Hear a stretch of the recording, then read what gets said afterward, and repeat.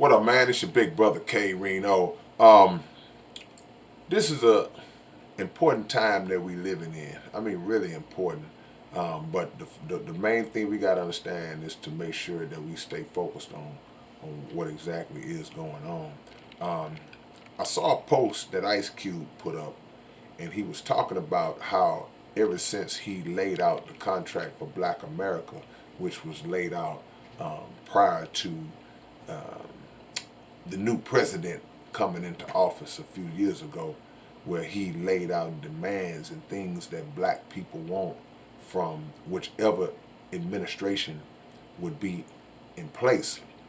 He said ever since he laid out that contract, he said they've been messing with him, and they is the topic of discussion today, because when you have the word they, of course we know he's talking about the elites, the powers that be, the so-called, I call them the so-called powers that be because they're not the real power. We know that God is the real power, but they have been given some little sprinkle of control over this world that's on life support right now. But Cube is a self-made man. He's a self-made brother. He's a smart entrepreneur brother, and he has been under the guidance and the wisdom of the Honorable Mr. Louis Farrakhan for a long time. So he understands the steps to take to build and establish our own as a people, even under the umbrella of Satan's world and his industry. But the problem that comes along with that is that when Satan starts to see you building and actually coming and bringing into fruition what it is you're planning to do, and with little to no help from him, then that becomes a problem. And Cube spoke about how they are mad because he won't basically get with them. He won't join with them. Um, and rightfully so. He should not ever join. He should never unite or join with them, because joining them does not mean necessarily coming into partnership with them. Joining them means you're under them and you're obeying them, because they're going to make all the rules. They're going to call all the plays. They're going to call all the shots. And anything that resembles freedom for black people is going to get scratched. We see that in government all the time when an agenda is placed out. Hey man, what about us? What about us? What about us? Then those bills, those um, presentations for any laws to be passed or anything that can benefit us, they get scratched. So, and a lot of times when we try to incorporate ourselves into that system and try to let's get inside, and then we'll try to work it from the inside out. A lot of times, unfortunately, a lot of our brothers and sisters get swayed. And when I say swayed, I mean they get persuaded, they get lured by some kind of trinket or some kind of benefit that takes their focus off of the mission.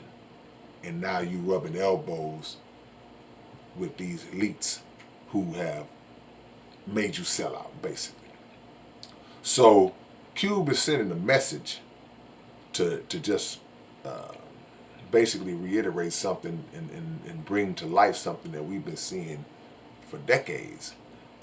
Any black celebrities, any black individuals with money, any black individuals with an idea that can be a revolutionary idea, they're going to become targets. They're going to become targets in one way or the other. We've heard the stories about Bill Cosby wanting to buy a network, and then boom, um, Michael Jackson coming out and exposing how the industry works, and then boom, there's always something that gets levied against them. Now, nothing's been levied against Ice Cube, and because I think Cube moves in a way that he's on top of that. He's smarter enough to not have anything that they can kind of go get. But um, he clearly sees what they're trying to block him. He sees the roadblocks. He sees the roadblocks, and he understands why. And I think the beauty of Cube, in my opinion, I don't think that he's the kind of guy who's gonna weaken and succumb to any type of pressures that they've applied to many of our other brothers and sisters that have made them kind of fall back and off of their position. Because like I said at the beginning of this video, this is an important time. And what we got to realize is that we at that fork in the road where you can make the choice to stay on the mission regardless of what stones are thrown at you, regardless of what arrows are shot at you, or you could say, well, let me go this way, and it will appear to be a little easier for me, and I can get their friendship and not have to worry about that. But now you've lost control, and now something that could have been built that could move us forward, way forward into the future, is gone and it's off the table. So um, shout out to Cube, because I believe he understands that, and these powers understand that our unity is more powerful than an atomic bomb, as I'm quoting the Honorable Elijah Muhammad. That's the biggest fear that they have.